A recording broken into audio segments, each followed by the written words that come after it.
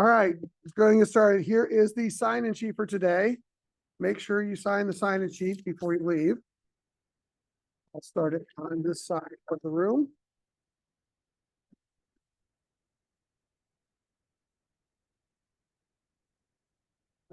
Today is Wednesday, November 6th. This class is being recorded.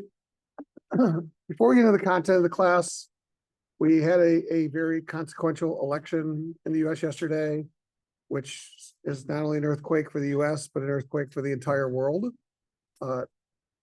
Everything just changed. Not necessarily in a good way, but just changed for whatever, better for worse. So before we get into class, I was just asking, does anybody want to talk about anything, question about anything, make a comment about anything? I know some people may be happy with the result, some people may be sad with the result, some people may be stressed by the result. I know it's a finance class, but just see if everyone wanted to chat about anything, say anything. Yes. What changed? I'll try and say this as diplomatically as I can since we're on YouTube. And if I say anything negative, I don't want to be hauled into prison going forward for insulting our dear leader. But long story short, I can tell you that if Kamala had won, whether you agree with her policies or not, it would have been very predictable. We would know what would happen. It would be in things that had happened before, and everybody could work on that. And in the business context, that's good for business. Businesses don't like uncertain, volatile, unpredictable environments, not knowing what's going to go on. They like stability, whether they like it or not. With the Trump administration, we don't have stability. The next 4 years are going to be crazy volatile because they're at the whim of Trump. And as I was telling our TA, I mean, the guy's a giant id, and he doesn't really think through the consequences of his actions. So for example, I'm going to throw these gigantic tariffs on China, right? That's going to have very, very serious consequences in the world with the trade war to erupt, driving inflation. It's not going to have the benefits that he says, and the markets are not going to like that. And they're going to react in probably a very negative way. And as I say, that's the uncertainty and the volatility that we're going to be heading into. And that to me is just saying, from a business context, I think, for example, cost of capital is going to start going up because we're going to be dealing with all this uncertainty. Tax cuts. Part of the reason why I think the market went up today is because the tax cuts that were implemented 8 years ago are expiring next year. And the 21% corporate tax rate is going to return to the higher rate. And now that it looks like Republicans will control all three branches of government, they're going to keep it 21%. And so the market, which thought that the Democrats were going to win, assumed higher taxes. You know, from the midterm exam, higher tax rates are lower valuations. Lower tax rates, higher valuations. That was the pop in share prices today. So it's short term, but nonetheless, there's still going to be volatility, uncertainty about lots and lots of things. From deporting 10 million people, we'll see how that happens, to, you know, changing our view of foreign policy in a very radical way, to, you know, what he wants to do on the business side, which everybody's paying attention. Even under the current administration, this year, we're now paying more interest on the national debt than we are spending on defense. And budgets, Trump doesn't care about deficits. They are going to explode because he's talking about tax cuts and no increases in revenue. Well, that has consequences too. And we're talking about lowering interest rates. Well, with gigantic deficits, you don't lower interest rates. So as I said, there's trade-offs in all the decisions that are made. I don't think people understand what the consequences of some of those trade-offs are going to be. And it's just going to be a ride over the next 4 years. And that's not even talking about my personal issue. So I'll go personal for a second. What I worry about is the fact that truth is gone. Like, there are some news organizations that don't care about truth and make up stuff, and consider him, he's not somebody who knows how to tell the truth and does not like anybody criticizing him. The fact that the federal government, I can no longer start trusting what the federal government says anymore under his administration. That part, I think, is going to be very bad for business, right? Because whatever the data is, you want the data.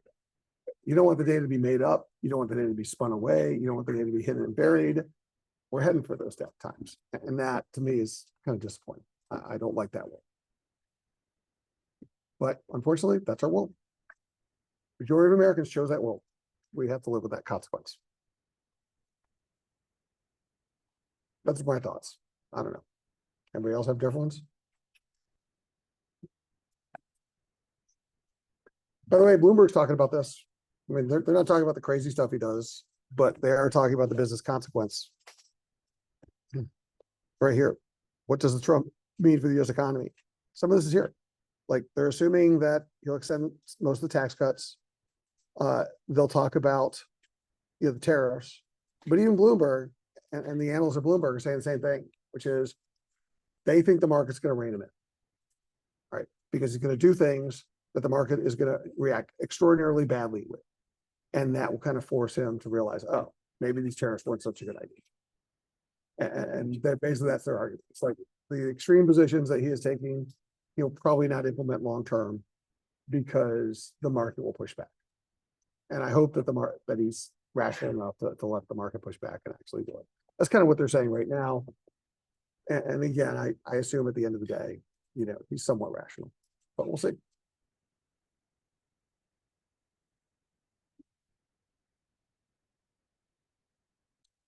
All right. Well, again, this is on your terminal. If you want to look at it, they have this pegged to the homepage. But I will also say, election, high probability the Republicans win the House. Democrats win the House, it is a different game.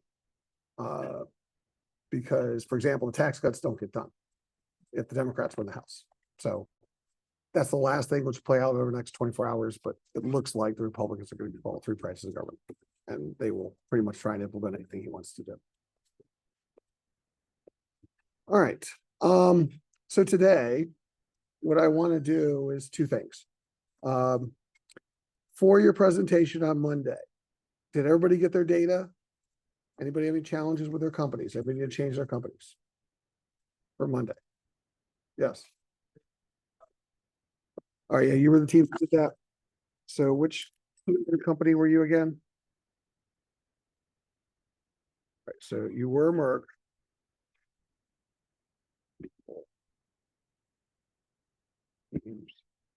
And you were switching from Merck to?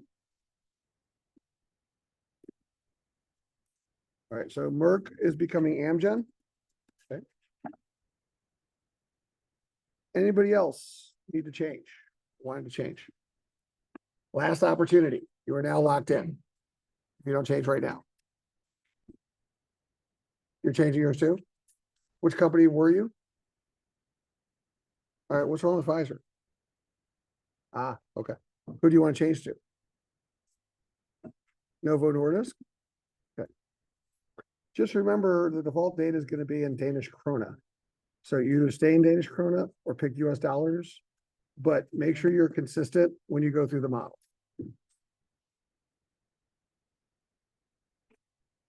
All right, I'll give you another minute to look while I make my comments.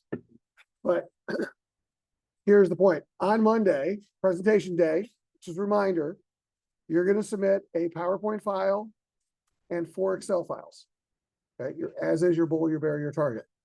In your PowerPoint, you're going to put 6 screenshots. There's a new screenshot we're going to talk about today. Okay, basically, you're going to put the DES, the EEO, EEO2, the WAC, the GUID, those 5, and this screenshot, which is RV ComSheets equity valuation. Okay, so that when you do your sanity checks on your bull and your bear, you need the screenshots with the EV to EBIT FY2 and the PE FY2 to talk about your sanity checks. So that will be a screenshot that you have to submit.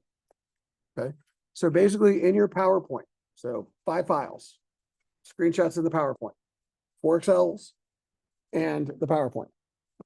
For each of the 4 models, as is, I would take a screenshot of the ratios and a screenshot of the assumptions.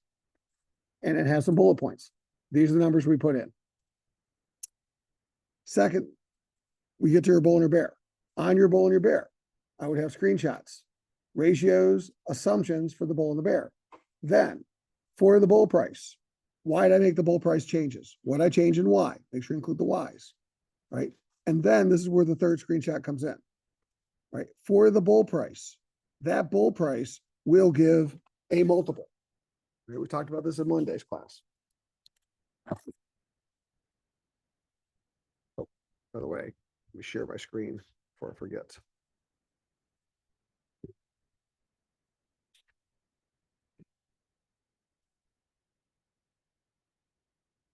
That share price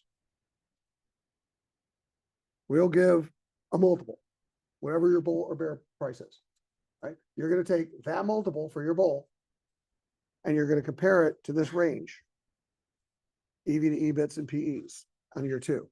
And you're going to tell me why that's reasonable, right? And then the bear, same thing. We do the bear. On the bear, here's the ratios, here's the assumptions, here's my price. This is why with these multiples, I think it's reasonable. Okay. Then you're going to do your target. Your target, you don't need to do the reasonableness test because by definition, it's between your reasonable bull and your bear. Okay.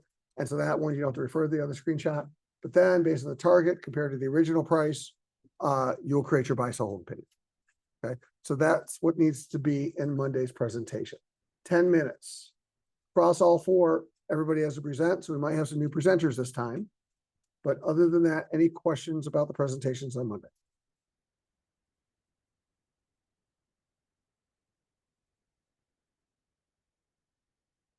All right, so to practice a little for Monday, we're going to do 2 in-class valuations, right? The first one is just pure practice.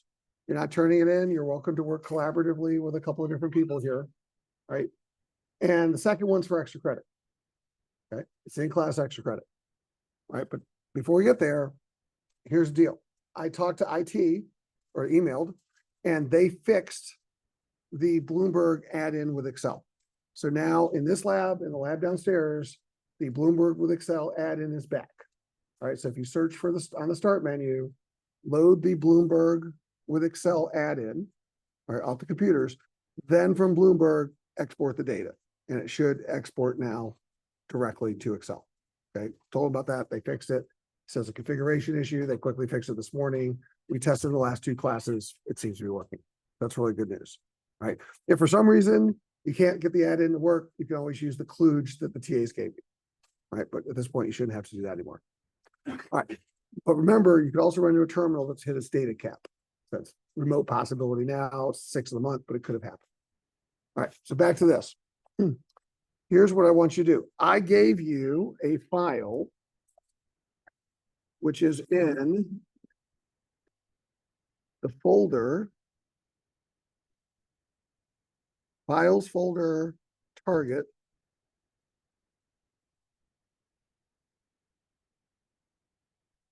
This is the file that we did on Monday. All right, I gave you the homework assignment answer, and then I added the stuff that had the forward multiples to estimate the EBITDA margin of perpetuity. I created that file. That's that file. That's that version. Okay, that was on Monday. It was on the video as well. All right. So if you want to use that file today, feel free. You want to use your own file, use your own. But in that file, and in what you do, you're going to have to make sure that you have this section down here. EV to revenue, EV to EBIT, the perpetuity margin. Okay. So for practice, target US equity, discount retailer. I want you to do an as-is valuation, right?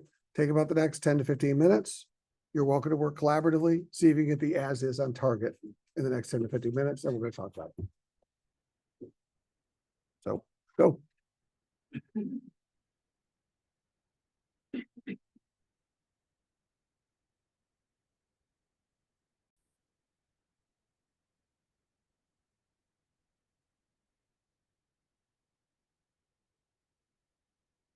So again, last reported year 24, WAC 8.5.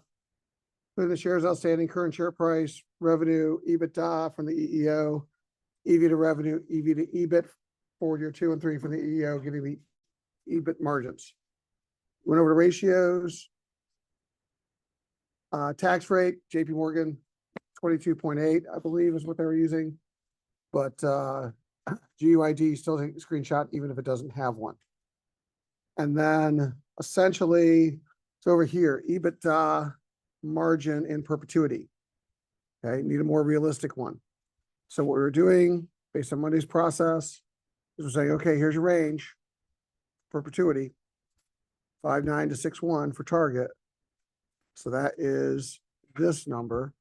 Split the difference, and I used 8.6 of an EBITDA margin to get me a 6% EBIT margin in perpetuity. Okay.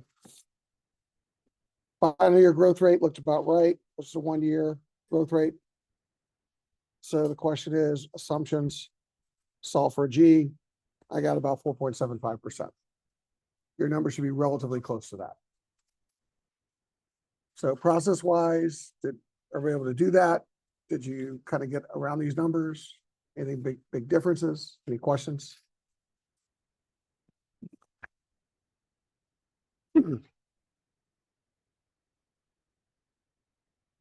All right. So assuming you did this, what you would do next is you'll do your bull and your bear. Okay. And here's where screenshot number 6 comes in. Yes.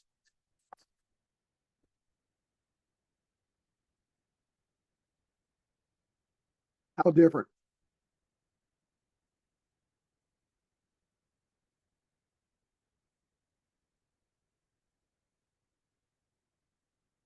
Okay.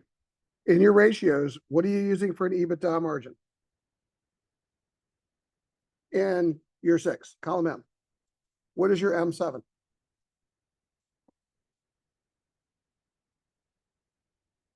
Okay. 20.7 sounds like a familiar number that is not correct. What is that number from? Starbucks. See, that's the problem. If you reuse a model, so I was warning you about, those numbers that you typed in are still going to be there when you use it again. And so if I left my Starbucks 20.7 in here, then it's going to, excuse me, it's going to change a lot of things, including I'm going to have trouble getting my share prices to match. And that's the point, like, why? I don't understand what I did wrong. And you didn't really do anything wrong per se, except you've left a Starbucks assumption in there for an incorrect margin, which is in perpetuity, which is having a big impact. So you said to be sensitive when you reuse the model to things that you've overridden. Okay. But that's what happened. So thank you for making that mistake so everybody can kind of learn from it, illustrating the point. All right. Anybody else? Issues? Able to get kind of this? All right. From here, yes. Thing div.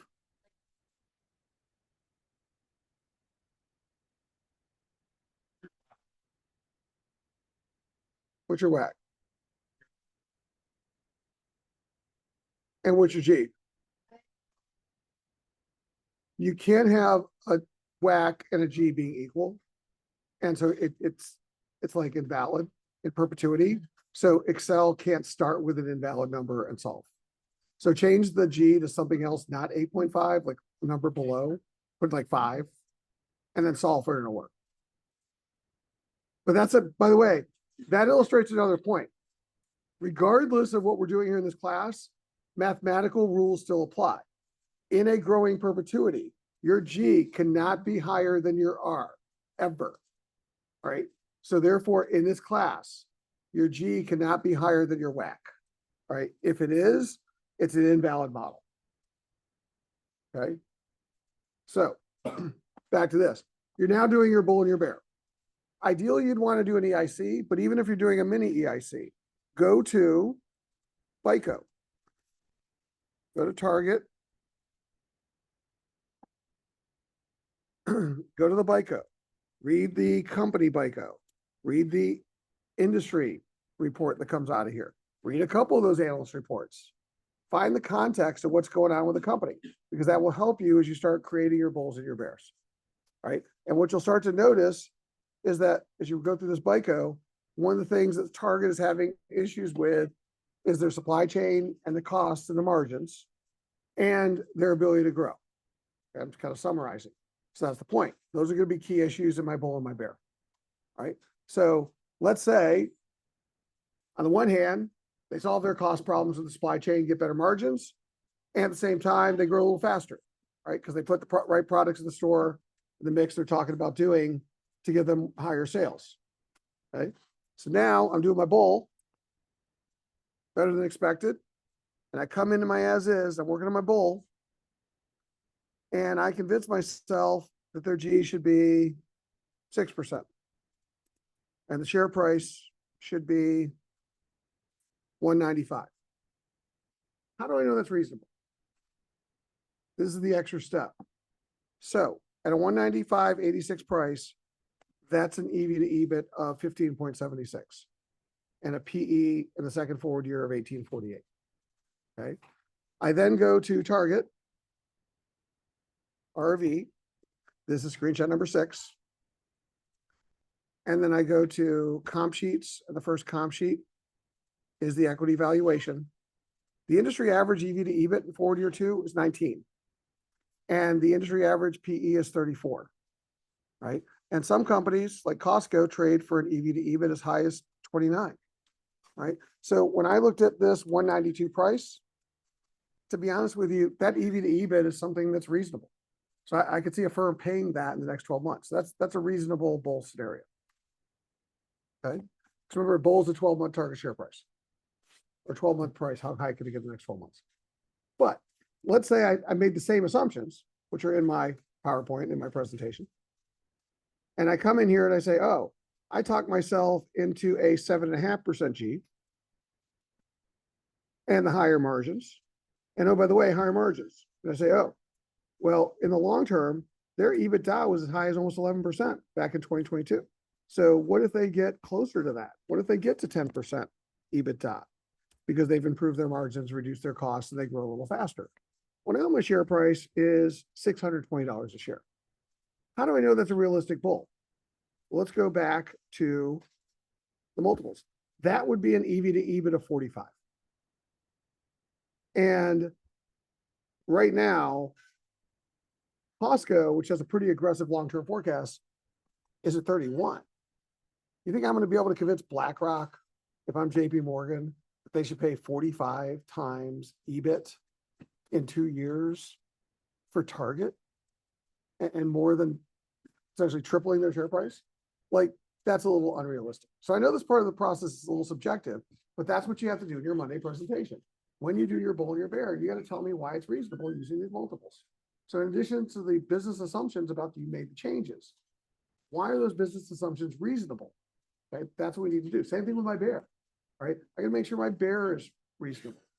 By the way, once you've done your bull and your bear and the reasonableness test for the multiples, you don't have to do it for the target because by definition, the target's between the reasonable bull and the bear. So by definition, it should be reasonable.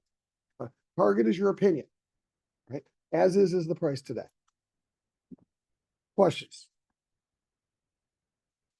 Not going to do any more, but questions.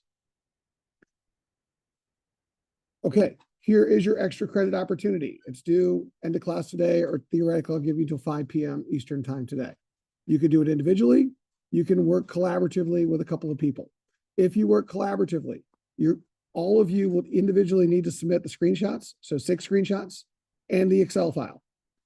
If you work collaboratively, you also must list the names of the people that you're working with. Put it in the notes to the right when you submit it, okay? And everybody's got to submit. So if somebody submits, you don't, you're getting a 0, okay? And again, you don't have to do this. This is just pure extra credit. Giving you 1 extra credit point for doing this semester, okay? The extra credit company is CVS.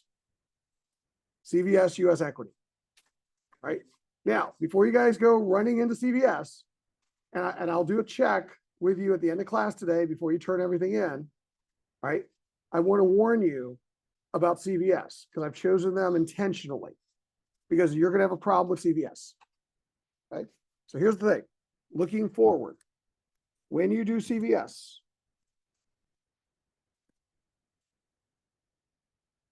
you're going to come to the end of our process and you're going to solve for a G. Okay, if you put in all the data.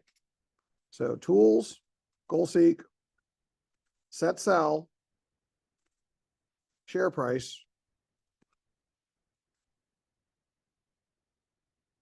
to whatever their current share price is, 61.29, by solving for the G. And when you do that,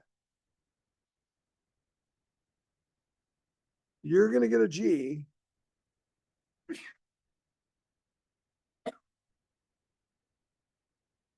Sometimes stupid Zoom menu bar is in the way. You're going to get a G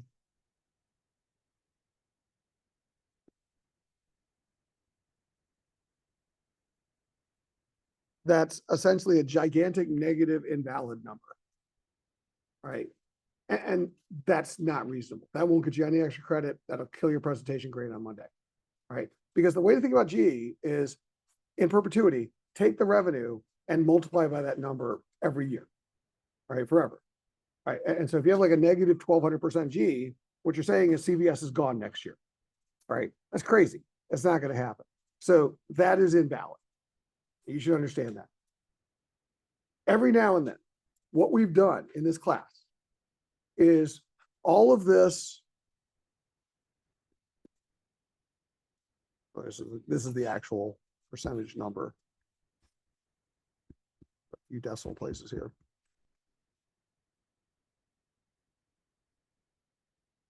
That was the G. Okay. I'm just telling you, turn that in. I'm not giving you credit for it. Give me a good laugh, though. So here's the thing. This valuation is primarily driven by that formula. E-value drivers. Companies long-term are worth their growth. There's a spread. It's a proxy for free cash flow, right? What we've done up to this point, including for Target, is we've basically done everything to solve for the ROIC, the spread, and then we goal seek the growth, right? And the idea is growth is very sensitive. As you saw, slight changes in G have dramatic impact on the valuation. So it's better to kind of, forecast an ROIC, solve for a G. That's the process I've taught you. However, every now and then, okay, and this is the every now and then, year 6,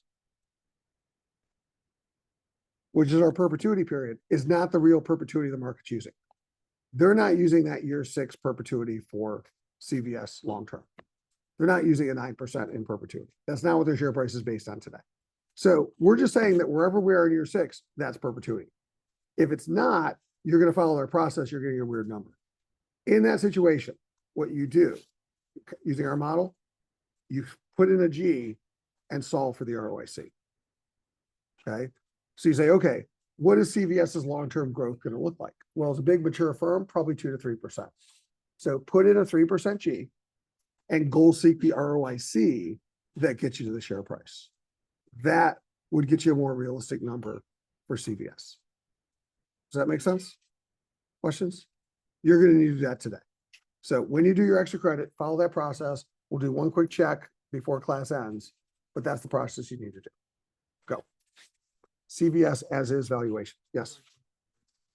I'm sorry. I say 2 or 3, but I use 3. And you can look at their EEO, but the whole idea is that as a big $350 billion company, CVS is kind of growing with the economy. They're just a mature, grow with the economy type company. So call it 3%.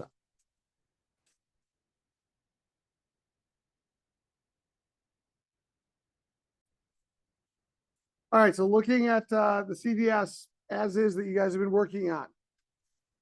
I'm going to go ahead and share the screen again here in the recording. So you should have put in last reported year 2023, okay? Because again, based on model data, they reported December 31st, okay?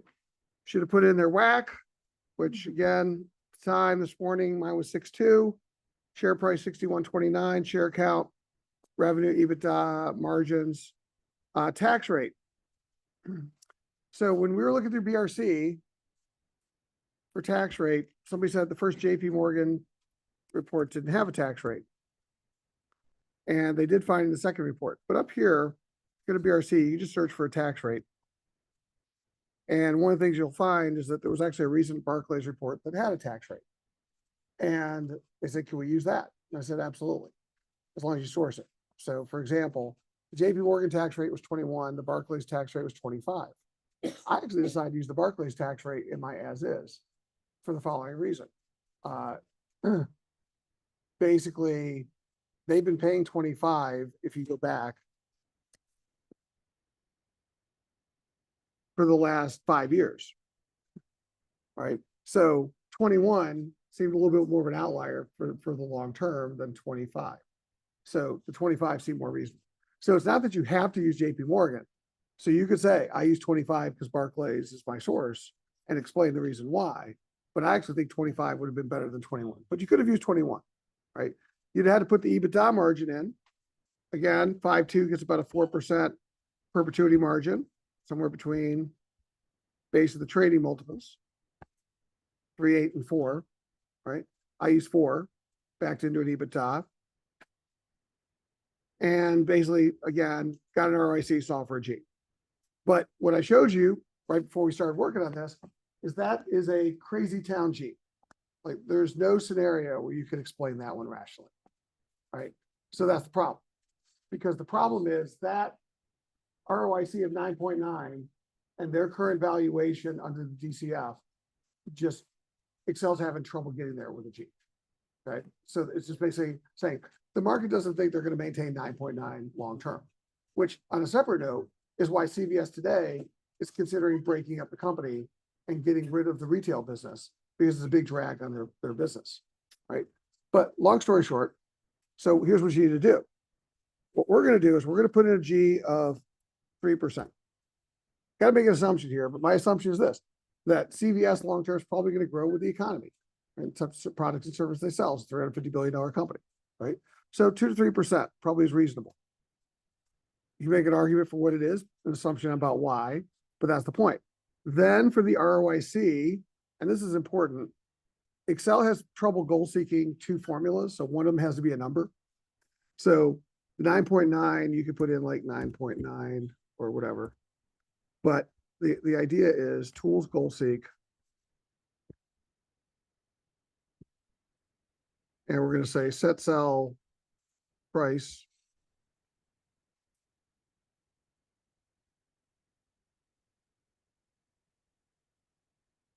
to 61.29, which was my share price this morning, by changing the ROIC, which is B6, not B7. Right. And so when Excel iterates on that, it's going to come up with an answer of 4.3%. Right. So what I'm saying is CVS's stock price today is actually making an assumption of a negative spread in perpetuity. Right. That's actually why the company's really challenged right now, because the market just doesn't believe, they don't believe that they're going to turn it around long term. Right. And that's the way they're being priced today. Right. Because that 4.3% ROIC is less than their WACC. And so a higher growth at a negative spread is depressing the value of CVS. But that is a more reasonable and explainable part of your presentation. Questions about anything I just did? Why I did it, how I did it. All right, so as you're working on your presentations for Monday, and this class is all doing pharma biotech, as I said, most of them will probably work where their ROICs are reasonable in the perpetuity and you're solving for a G. But that may not be the case for everyone. And if you run into the situation, I'm giving you an alternative. But regardless of which approach you take, you got to tell me what you did and why you did it and put a business context around it. If you've gotten to this point and you have numbers that look like this, close to this at least, the price might be a little different, then you could submit this file and the 6 screenshots and get 1 point of extra credit. If you worked on it collaboratively, just list over to the right who you submitted with and make sure both or all 3 of you, for example, all put the other person's name. All right. Other than that, TAs have office hours next 2 days. If you're struggling with any of this, please take advantage of that. And otherwise, I'll see you guys on Monday. Looking forward to hearing about the presentations.